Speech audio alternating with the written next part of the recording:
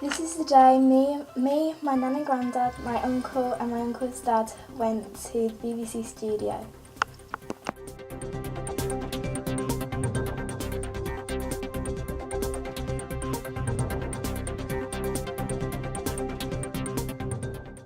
We saw some dodgy looking cardboard cutouts, but I mean the ones on the outside. This is where they did the editing.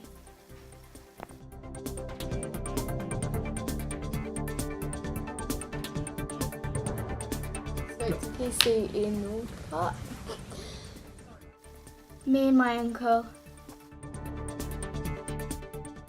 This is my Uncle Ian being interviewed by Mary Rhodes.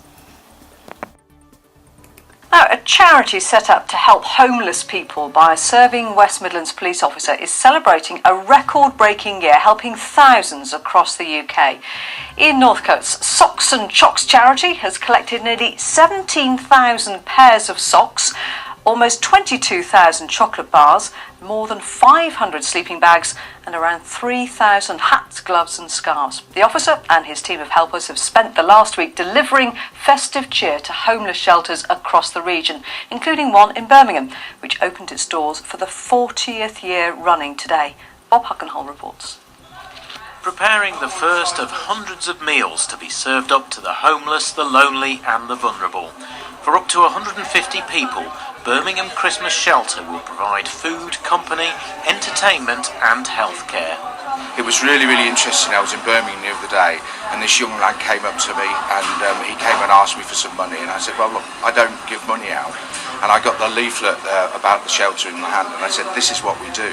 And his face was amazing. He just got this little smile and it gave me such a buzz. Donovan, who struggles with alcoholism, says spending Christmas here is like belonging to a family. Being with these people, they understand me and they make me laugh, they make me enjoy myself, enjoy what Christmas is all about. The shelter's open until Saturday morning. Some will stay the night, others will pop in as they feel the need. I'm on my own, I got the dog, this is my third year down here. It's a lovely atmosphere. It's kept going for 40 years, but Birmingham Christmas Shelter wouldn't have survived had it not been for donations from other charities and local businesses. At the weekend, hundreds of gifts from the charity Socks and Chocks were delivered to help the Christmas celebrations along. And of course, without the 400 or so volunteers, the shelter couldn't function. Got two young children, Sebastian and Amelia, who are looking forward to Christmas, but as they get older, they'll appreciate that obviously there are people out there that need our help, so they're more than happy for me to come and give my time. And they know if their guests leave with a smile on their faces, it'll all have been worthwhile. Bob Huckenhall, BBC Midlands Today, Birmingham. And Ian Northcote is here now. Good evening, Ian. Good evening. Now, you set this charity up in 2010. What was the motivation? Why did you do it? I've been a police officer for about 23 years now, and over the time walking around the city you tend to meet quite a lot of homeless people, and I just decided it was time to do something about it really. It was really inspired by one particular young man who actually died in the city centre in the freezing cold, and I decided I've got to do something. But like a lot of things, it took me sort of 18 years to actually bother to do something about it, but I'm there now. Well, you certainly are there now. Did you ever imagine it would reach this kind of scale? No, it's just been amazing. Our sort of byline, if you like, is lots of people doing a little bit is better than a few people doing a lot. And people just seem to take that to heart. They really do want to join in and help, and they've done it nationally. It's been amazing. And it's not just you, of course. You do have lots of volunteers give their time for free. I don't think they even get paid expenses, do they? No. In our constitution, we don't take any money that we do get, and we don't ask for money, of course. We ask for socks and chocks. But if somebody does do a marathon for us and give us some money or whatever, that goes into the bank account. We spend it only on the target items, no expenses at all, clearly in our constitution. So on my team, I've got 8 people that do it themselves. They pay it themselves. They drive all over the country to pick up kit from various places. They don't get anything for that at all. They do it for the love of it. And Ian, the fact that this has been so successful and it's grown over the last 4 years just highlights what a serious issue homelessness still is. Yes, I mean homelessness means a lot of different things. It could be sofa surfing, it could be the actual rough sleepers that you actually see on the streets. And I think Socks and Chocks has worked really well because it actually highlights some of that, highlights some of the hostels that require a bit of help. One particular lady in Leicester contacted me and said that it's actually got some local people to realise we're actually here. So Socks and Chocks has helped not just with the Socks and Chocks, but also an awareness issue. Any idea what next for the charity?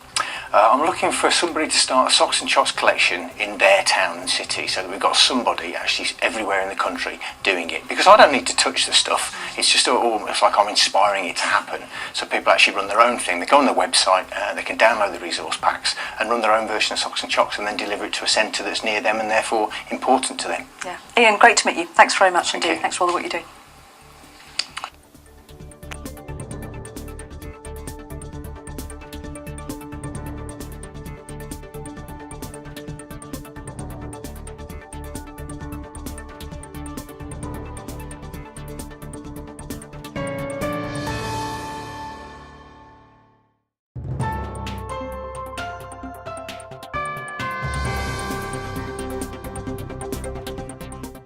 Here's us singing playing at the show.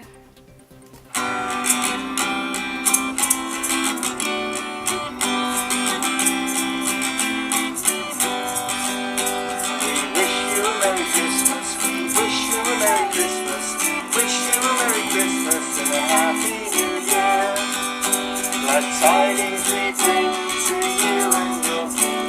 We wish you a Merry Christmas and a Happy New Year. We thank you for the socks and chocks. Thank you for the socks and chocks. Thank you for the socks and chocks warming your feet. We wish you a Merry Christmas. We wish you a Merry Christmas. Wish you a Merry Christmas and a Happy New Year.